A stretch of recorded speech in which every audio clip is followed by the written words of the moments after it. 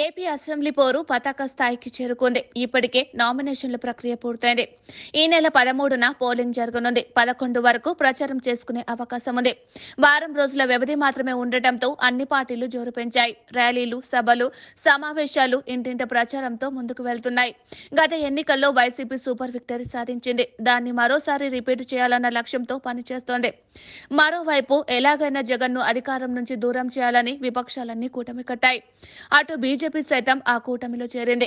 మరోవైపు కాంగ్రెస్ నేతృత్వంలోని ఇండియా కూటమి సైతం అదృష్టాన్ని పరీక్షించుకుంటుంది. ఈ తరుణంలో హోరాహోరీ ఫైట్ నెలకొంది. అటువంటి పరిస్థితుల్లో ఏపీ సీఎం జగన్ జాతీయ మీడియాకు ప్రత్యేక ఇంటర్వ్యూ ఇచ్చారు. టైమ్స్ నౌ ఇంటర్వ్యూలో చాలా విషయాలపై స్పష్టతనిచ్చారు. గత 5 ఏళ్లుగా అమలు చేసిన సంక్షేమ పథకాలు, ఎన్నికల మేనిఫెస్టో గురించి వివరించారు. తన 16 నెలల జైలు జీవితం, దానికి గల కారణాలు, వెనుక ఉన్న పార్టీల విషయాలని ప్రస్తావించారు. అటు సోదరి షర్మిల ప్రస్తావన సైతం ఇంటర్వ్యూలో వచ్చింది. వాటన్నిటికీ జగన్ ఓపికగా సమాధానం చెప్పారు. ప్రస్తుతానికి కేంద్రంలో తాము ఏ ప్రభుత్వానికి మద్దతు తెలపలేదని స్పష్టం చేశారు. రాష్ట్ర ప్రయోజనాల దృష్ట్యా మద్దతిస్తాం, కానీ వ్యక్తిగత అంశాల విషయంలో మద్దతు ఇవ్వమని ఫెయిల్ చేశారు. ప్రస్తుతానికి న్యూట్రల్ గా ఉన్నామని, కేంద్రంలో ఏ పార్టీకి మద్దతు ఇచ్చే ప్రసక్తి లేదని తేల్చి చెప్పారు. అయితే ఒక విషయంలో మాత్రం ప్రధాని మోదీకి బాహాటంగానే మద్దతు తెలుపుతామని జగన్ స్పష్టం చేశారు. వన్ నేషన్ వన్ ఎలక్షన్ విషయంలో సంపూర్ణ మద్దతు తెలుపుతున్నట్లు తేల్చి చెప్పారు. అయితే మైనారిటీల విషయంలో మోదీ సర్కార్ అనుసరిస్తున్న వైఖరిని వ్యతిరేకిస్తున్నట్లు చెప్పారు.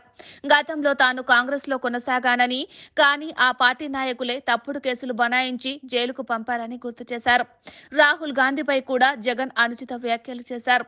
ఆయన నిష్పక్షపాతంగా వ్యవహరిస్తున్నాడని అనుకోవట్లేదని అభిప్రాయం వెల్లడించారు. కేంద్రంలో ఏ పార్టీ అధికారంలోకి రావాలనేది ప్రజల చేతుల్లో ఉందని చెప్పుకొచ్చారు. అక్రమాస్తుల కేసుల్లో కాంగ్రెస్ వెనుక చంద్రబాబు ఉన్నారని, తన తండ్రి పేరును సైతం ఛార్జ్ షీట్లో పెట్టారని విమర్శించారు.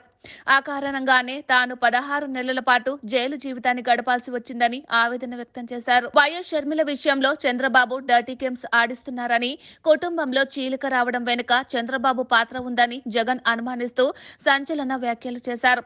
వైసీపీ ప్రాంతీయ పార్టీ అని, తాను చిన్నవాడినని, పార్టీని నడిపేందుకు తనకు వయస్సు ఉందని, వైసీపీకి ప్రస్తుతం వారసత్వం అవసరం లేదని షర్మిల విషయం ప్రస్తావనకు వచ్చినప్పుడు జగన్ ఇలా స్పందిస్తూ వ్యాఖ్యలు చేయడం విశేషం. మొత్తానికైతే జగన్ స్థానిక మీడియాకు అవకాశం ఇవ్వకపోయినా ఇప్పుడు ఎన్నికల ముంగట నేషనల్ మీడియా ద్వారా ప్రజల్లో ఉన్న అనుమానాలను నివృత్తి చేసే ప్రయత్నం చేయడం గమనార్హం.